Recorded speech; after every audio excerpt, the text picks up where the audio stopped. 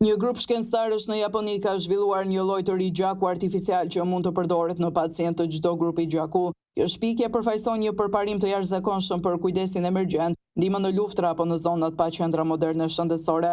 Gjaku artificial përbëhet nga qeliza të kuqe dhe trombocite të krijuara në laborator të mbështjellura në fluska mikroskopike sintetike. Këto fluska ndihmojnë në transportimin e oksigjenit dhe në koagulimin e gjakut, ashtu si gjaku natyral. Për më tepër, ky gjak mund të ruhet në temperaturë ambienti për më shumë se një vit, ndryshe nga gjaku tradicional, që kërkon ruajtje në kushte të ftohta dhe ka një gjatësi të shkurtër. Kjo nënkupton se spitalet, ambulancat dhe klinikat mund të kenë gjithmonë gjak artificial në dispozicion, pa patur nevojë për përputhje të grupit të gjakut apo frigorifer. Në rast të aksidentesh, fatkesive natyrore apo në zona lufte, ky gjak mund të shpëtojë jetë. Universiteti Mjekësor i Narës nisi në mars një provë klinike me 16 vullnetar të shëndetshëm, duke administruar 100 deri në 400 ml gjak artificial. Qëllimi është që deri në vitin 2030 ky produkt të jetë i përdorshëm gjërësisht nëpër botë.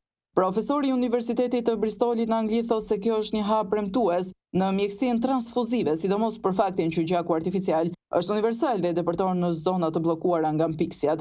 Megjithatë, ai vënë duke se përbërja aktuale ende varet nga hemoglobina e marrë nga dhurues njerëzor, çka mund të kufizojë shkallën e prodhimit. Organizata botërore e shëndetësisë raporton se mbi 118 milion dhurime gjaku bëhen çdo vit, por 40% vijnë nga vendet e pasura që përbëjnë vetëm 16% të popullsisë botërore.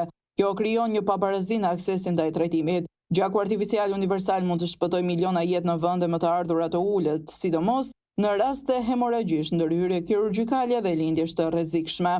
Nëse provat vazhdojnë me sukses dhe produkti miratohet për përdorim të gjerë, gjaku artificial mund të bëhet një pjesë standard e pajisjeve të emergjencës, nga spitalet e misionet ushtarake dhe deri në misionet hapësinore. Ky zhvillim mund të ndryshojë mënyrën si bëhen transfuzionet, duke shmangur mungesat e gjakut dhe problemet nga përputhje e gabuar. Bota mund të jetë më afër se kurrë drejt një zgjidhje universale për një nga nevojat më jetike të njerëzit, gjakun.